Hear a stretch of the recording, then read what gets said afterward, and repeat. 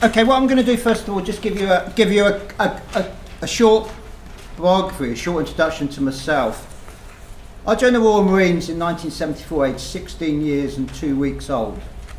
During my time in the Marines, I served in the Falklands, Northern Ireland, and in 1995 I had a medical discharge for a body which was the body of in the words of my physiotherapist's wife, a body of an 80-year-old. In 1996 I was diagnosed with post-traumatic stress disorder. In 1996 I was given a prowl, three of a kind, post-traumatic stress disorder, depression and anxiety disorder. During the Royal Marines, before I joined the Royal Marines, I only tried in one exam, that was the geography. It's the only O level I got because I wanted to read a map while I was in the Marines. During the Marines I did an Open University degree in psychology. I went on to do a master's. My dissertation was entitled, "Has my journey from Royal Marine to counsellor enabled me to embrace and ultimately accept my experiences of war?" I went on then to do my doctoral dissertation at the University of Bristol. It's the first film about returning to a place of war by a war veteran, by someone who has a mental health disability in the country. It's called 7 Days Down South, a war story, and it's a multimodal autoethnographical film. And it's about my journey back to a place I fought in 25 years later. I work as a counsellor, stroke psychotherapist, stroke life coach, stroke mentor, whatever war veterans want me to be, because war veterans on the whole don't do counselling, but they will come and be mentored. I'm also co-director of an organisation called Veteran to Veteran, turning it around. Okay. So my name's Sarah Bulmer and I work at the University of Exeter. My current research project is around returning veterans and injured personnel particularly, and I contacted David when actually I heard about Veteran to Veteran, and what really interests me about the organisation is that it's precisely about having veteran-led research and putting veteran narratives at the centre of how we talk about this issue.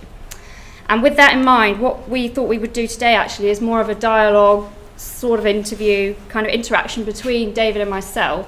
And I'm going to offer some critical reflections on what I think that dialogue means for the way we think about militarisation and the everyday. So, to begin, I'm going to ask David, why did you join the Royal Marines?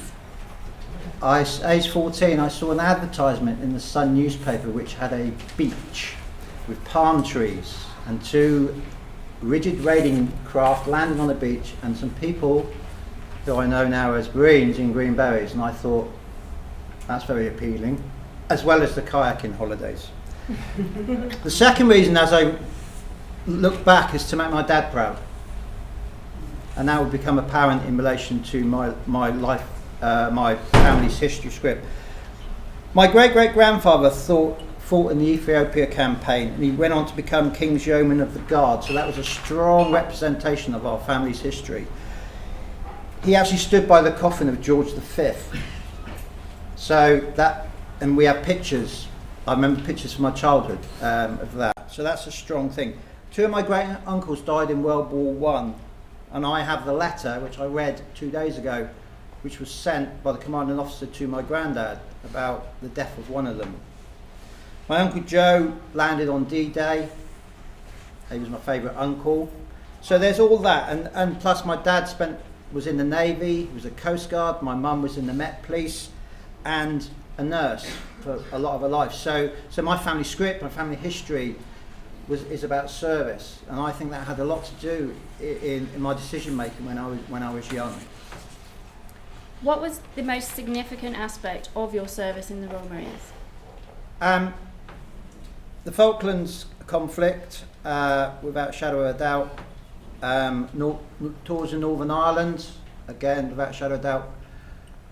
And what I carry with me is loss, an intense feeling of loss for most of my life post-service.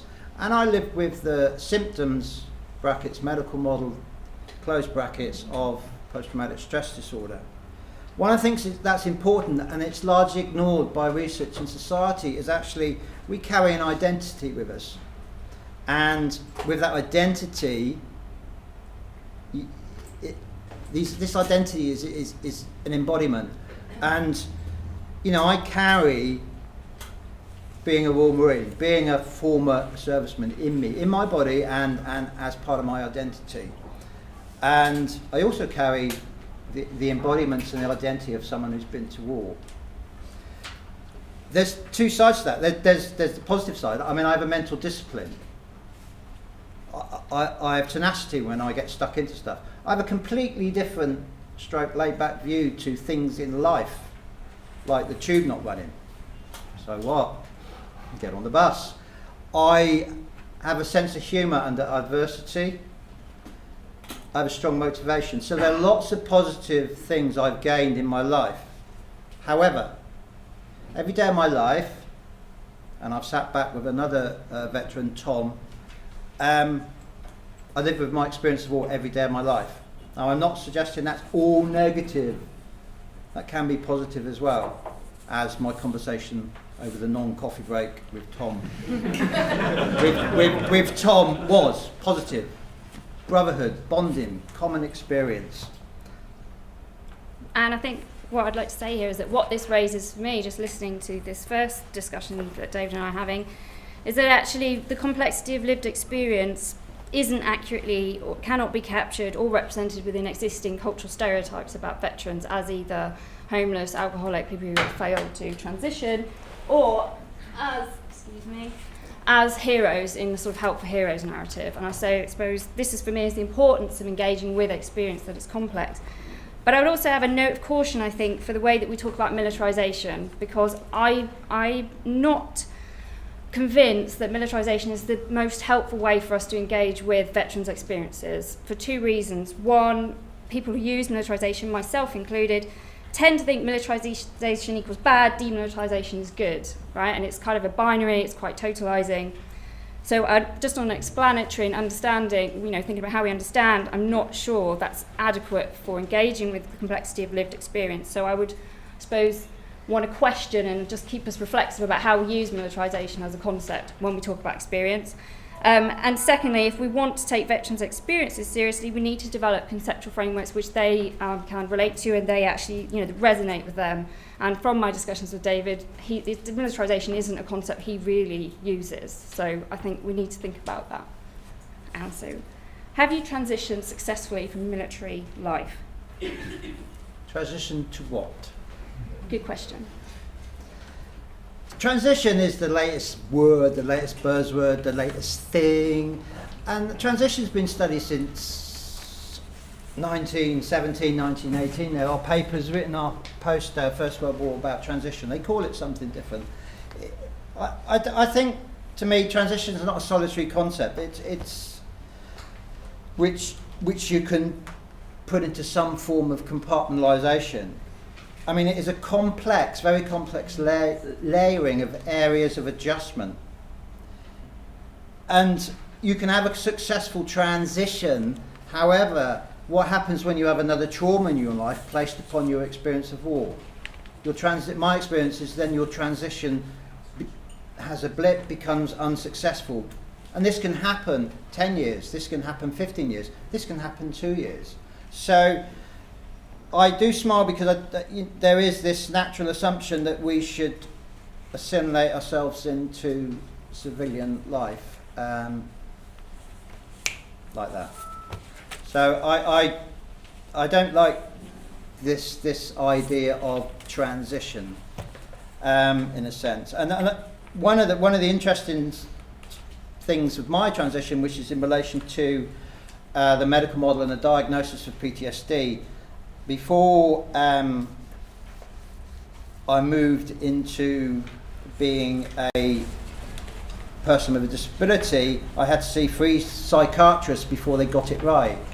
The first psychiatrist told me that the reason I was struggling is because my first wife left me after the Falklands War. So my logic as a simple person was that, okay, everyone who gets divorced has PTSD. So on the 3rd attempt, I got it right. That's how I see it. I got it right. I fulfilled the criteria, the symptoms of PTSD to satisfy the psychiatrist, and therefore I get £10 a month on my pension. That's how I see it now. I need £10 to pay because that's a resource. It's the only resource I can gain from having PTSD. The question is, what about my treatment and support? Where's that? That's useful for me. We've run short time, so we're going to skip forward a bit, David. Sorry, yeah. And I'm going to ask you why you co-founded Veteran to Veteran and what its aims are. Go to my notes. I should really just because at the end of the day, there's over 20,000 papers that have been published since 1980 in research about PTSD and treatment, and I feel it's about time that we moved away from the dominant discourse and dominant models and methodologies that are used in relation to research. This is soul work for me.